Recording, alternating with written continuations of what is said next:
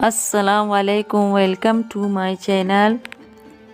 हाय दोस्तों,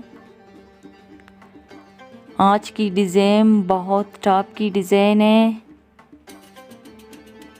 ये उसकी फ्रंट और जेब है।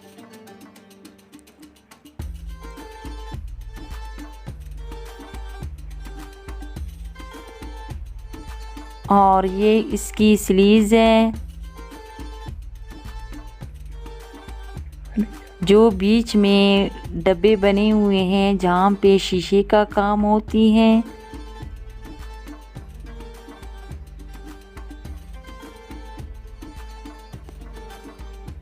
और आप देख सकते हैं इसकी धागों की कलर मैचिंग।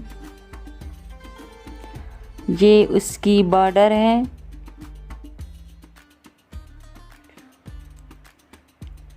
वीडियो को लाइक, कमेंट, चैनल को ज़रूर सब्सक्राइब करें। शुक्रिया।